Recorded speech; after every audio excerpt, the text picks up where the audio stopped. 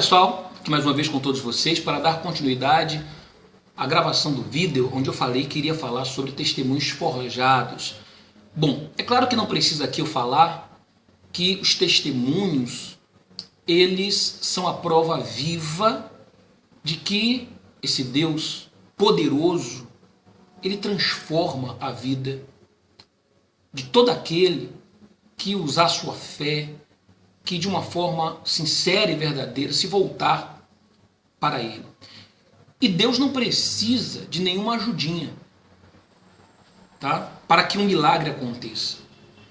É óbvio que, na verdade, não seria aí nenhuma tentativa de dar uma ajudinha para Deus, mas de que através de um testemunho forjado, algum benefício seja alcançado, algum benefício pessoal seja alcançado.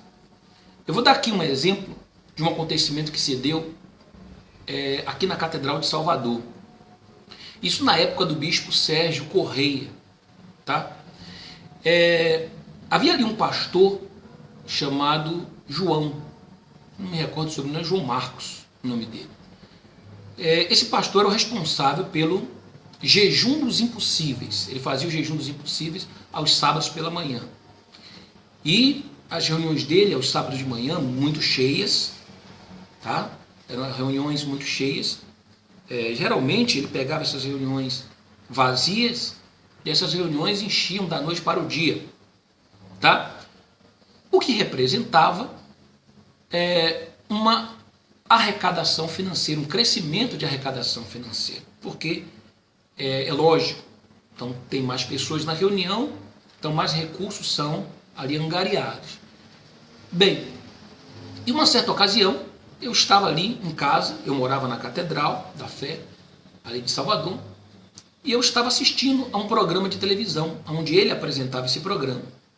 E de repente, eu vi o testemunho de uma senhora que ela estava numa cadeira de rodas, tá? E de repente ela se levantou daquela cadeira de rodas.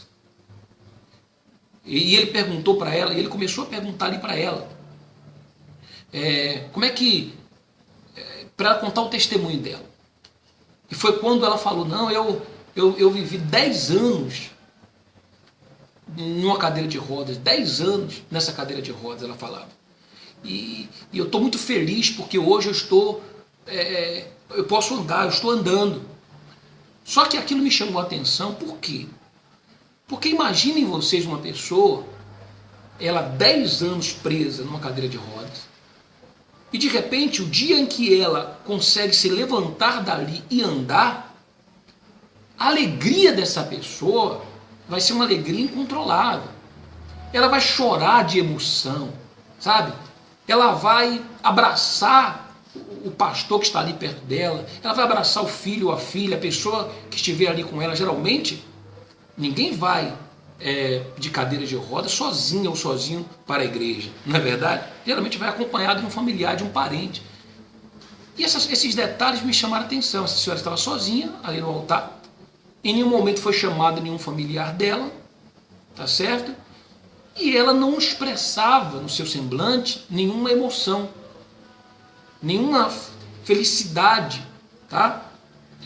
Suficiente que justificasse que ela estava levantando de uma cadeira de rodas após 10 anos.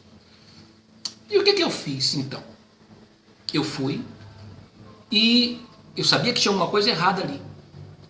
E eu então desci, tá? E reuni todos os auxiliares que trabalhavam naquela reunião ao sábado pela manhã. Eles costumavam trabalhar ali com colete. Então tinham auxiliares e também tinham membros que eram pegos ali, alguns colaboradores, para ajudar nessa reunião.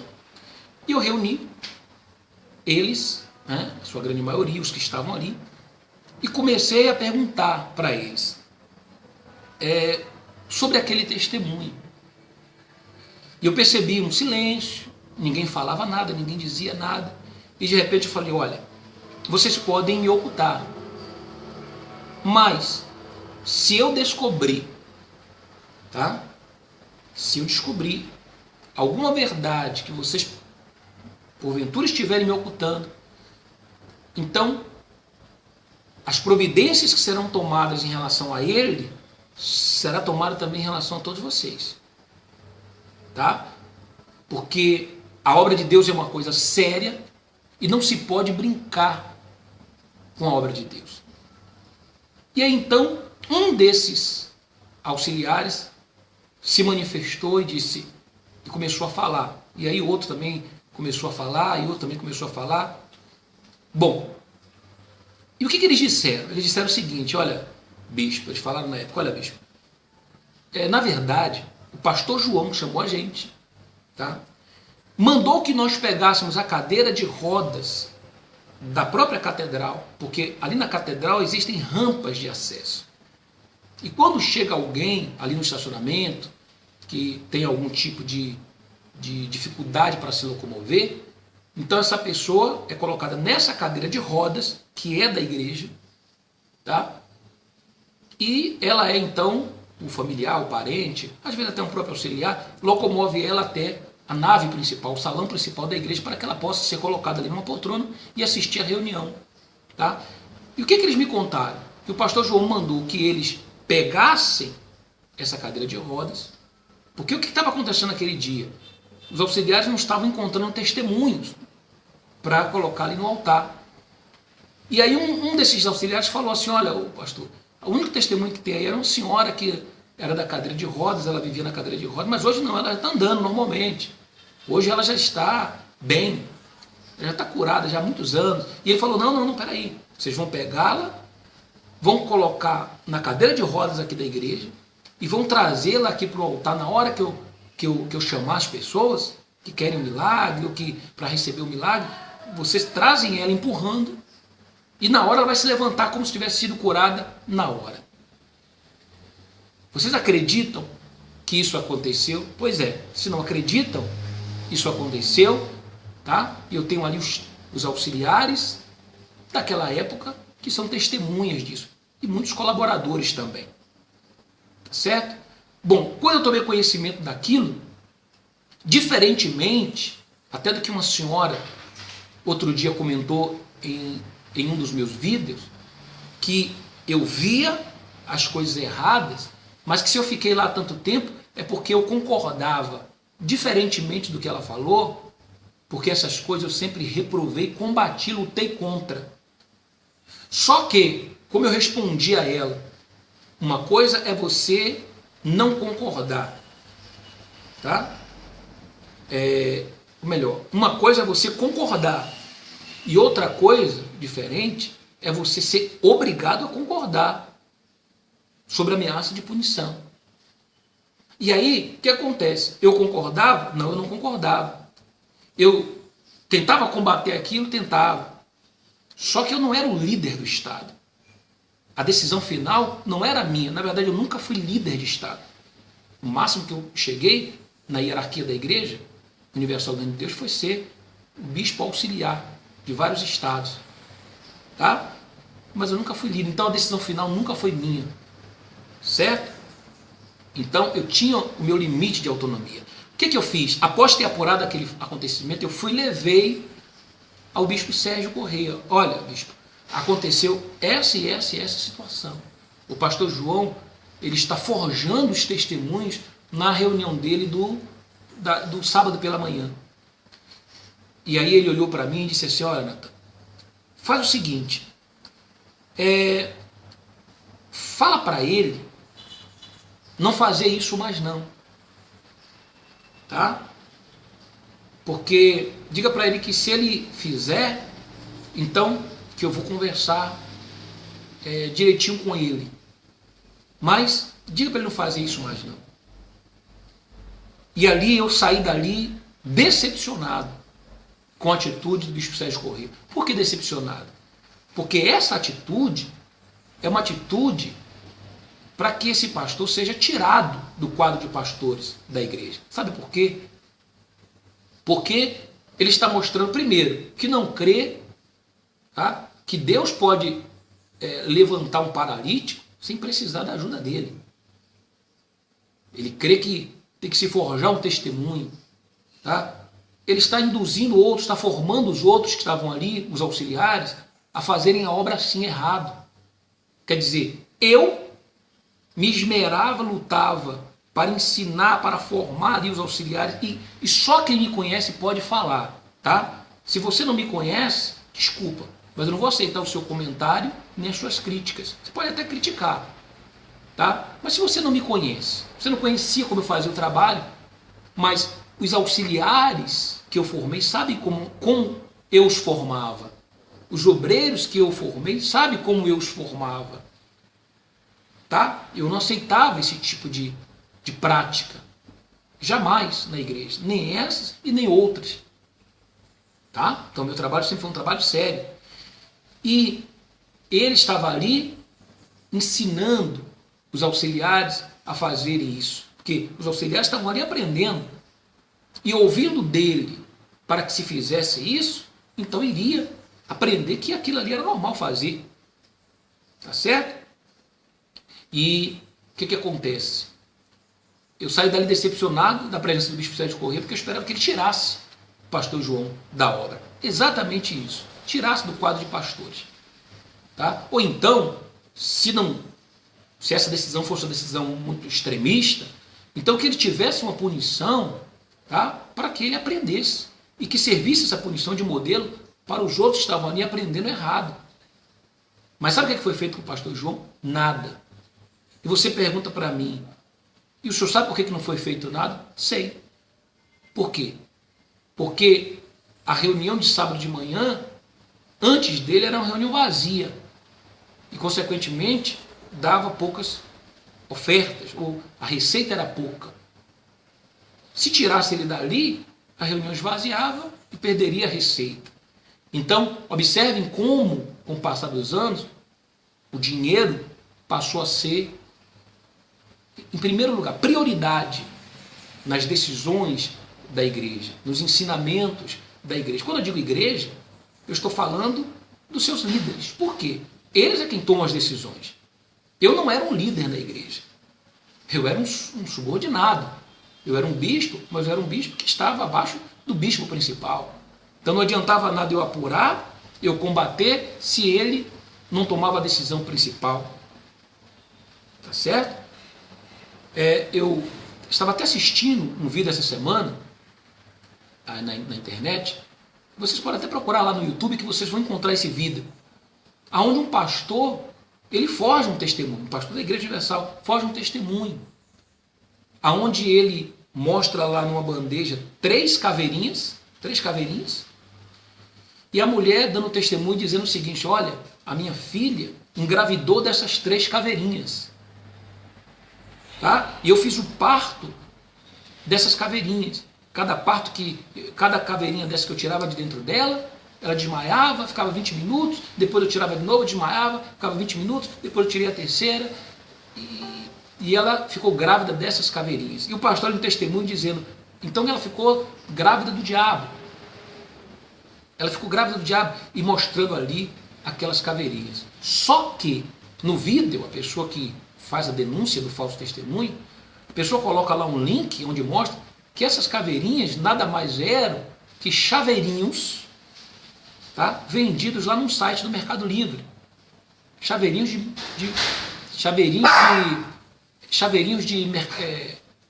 do Mercado Livre. Tá? Desculpa aí o barulho aí, caiu alguma coisa aí, o Joey aqui se assustou. Então, olha a sua situação. Olha a sua situação.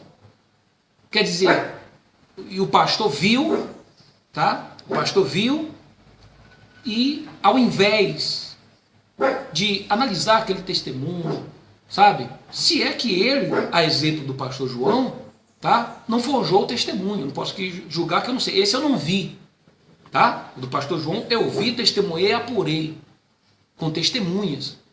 Mas no caso desse pastor e das caveirinhas, eu não sei. Só que é triste ver isso, porque Deus não precisa disso. Mas é uma prática. É uma prática também ali usada por muitos pastores na igreja. Tá? Uma outra prática que existe muito, e eu já vi isso, tá? Por exemplo, uma pessoa está do outro lado da linha, quer seja de um programa de televisão, de um programa de rádio da igreja. Essa pessoa, muitas das vezes, uma esposa de pastor, tá?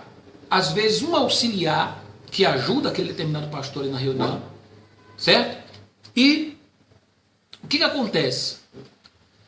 É pedido para que aquela esposa ou aquele auxiliar ligue para o programa dizendo que é um pai de santo, que é uma mãe de santo, e fazendo um desafio com o pastor ou aquele bispo para estar naquela determinada reunião. E ali o pastor faz toda aquela cena dizendo, não, nesse dia vai ter ali um duelo dos deuses e convida todo o povo e a igreja enche naquele dia. Tá? E na verdade, aquela pessoa não comparece. Tá certo? Até porque não era de fato uma mãe de santo, um pai de santo. O Joey está aqui reclamando. Está reclamando, chateado. Bom, então, não era um pai de santo, não era uma mãe de santo. Tá? Quer dizer, era uma esposa, um pastor se fazendo passar por pai de santo, por mãe de santo. Certo? Ora, eu repudio isso. Eu manifesto aqui o meu repúdio. Por quê? Por que eu manifesto o meu repúdio? Porque eu iniciei o trabalho de libertação aqui no estado da Bahia. Quem conhece o meu trabalho sabe disso. O tratamento espiritual de libertação. Uma reunião que eu fazia às sextas-feiras, certo? Uma reunião que quando eu iniciei, quando me deram ela assim, ó, quando disseram para mim, eu não quero essa reunião, me lembro que um bispo olhou, eu estava lá, eu tinha acabado de chegar ali na catedral, vindo do interior, de Feira de Santana, e cheguei ali na catedral, e às 10 horas da manhã eu estava lá no salão, auxiliando esse bispo, que na época era o segundo do estado, eu era pastor até então. E ele fez uma reunião com 7 pessoas. Eu me lembro, quando ele estava fazendo a reunião, uma senhora saiu com a criança, foi no banheiro, tinha um outro ali que também saiu, sei que ficaram 3 pessoas na reunião, e ele fez aquela reunião chateada, quando terminou, falou, Natan, pega aí essa reunião para você. E eu peguei aquela reunião, com tanto amor, com tanto carinho, com tanta dedicação, tá? Que de 7 pessoas, com um mês depois, já haviam 1.300 pessoas. Haviam apenas 1.200 poltronas na igreja. Tá? Isso era ali na São Martim. E já haviam 1.300 pessoas às 10 horas da manhã, numa sexta-feira. Isso era algo que nunca havia acontecido antes. Tá? E ali nós iniciamos o tratamento espiritual de libertação. Não havia na época sessão de descarrego. A sessão de descarrego veio muito depois. Eu fui o precursor, tá? Claro, inspirado por Deus. A obra quem faz é Deus, o trabalho é dele. Então na época eu era instrumento de Deus. E ele me usava porque ele queria. Deus usa quem quer. Não é a quem merece, não é a quem é bom, não é a quem é capaz, não. Ele usa quem ele quer. E Deus sabe os motivos dele. E quem somos nós para questionar? Eu só sei que na época aconteceu isso, nem eu sabia, tá? Nem eu sabia como é que aquilo tudo estava acontecendo. Só sei que ali sim, eu fazia um programa de rádio das 8 às 10 da manhã, e quem acompanhava sabe disso, onde as pessoas ligavam de verdade para o programa. E ligavam manifestadas do outro lado. E elas não só ligavam manifestadas, mas chegavam ali na igreja manifestadas. Às vezes eu ia fazer reunião às 10 horas, às 10 horas da manhã, iniciava um programa às 8 da manhã, tá? A pessoa ligava ali, manifestava no ar, e o mal que estava ali na vida da pessoa dizia, não, eu vou estar aí. E a pessoa ia, pegava uma manifestada. E quando eu subia no altar, que pegava no microfone, que dava um bom dia, a pessoa já, com os olhos, só aparecia a parte branca dos olhos da pessoa, com as mãos, os punhos cerrados, já ia para cima de mim. Eu tenho aqui uma marca, aqui no meu punho, não vai dar para ver, mas aqui assim eu tenho uma marca um pouco escura, porque na época o altar, o tapete, era de um carpete de nylon, feito assim de nylon. E eu caí ali e isso aqui meio que queimou no carpete ali do altar. Com essa pessoa que já veio manifestada, só foi pegar no microfone, ela saiu lá de trás dizendo, não, eu vim. Então, havia um trabalho sério, era feito um trabalho sério. Não era essa palhaçada que estava querendo ser feita. E que, infelizmente, os líderes responsáveis não tomavam as providências cabíveis e necessárias. Lastimável, triste, o declínio, a decadência, tá? do trabalho da Igreja Universal do Reino de Deus. No próximo vídeo eu volto falando mais acerca do que vi e do que eu vivi, tá, pessoal? É a minha vida, é a minha história, foi a minha vivência, tá certo? Se isso incomoda ou está incomodando a alguém, eu peço que não assistam mais os vídeos. É simples. Que não tenham acesso às minhas redes sociais, ao meu Facebook. Se incomoda, me deleta, tá certo? Mas eu vou continuar falando. Custe o que custar e doa a quem doer, tá bom? Clica aqui embaixo, tem um link aqui de acesso para um vídeo aqui em cima, tá certo? Para ter acesso ao próximo vídeo. E saiba que os melhores anos da sua vida ainda virão.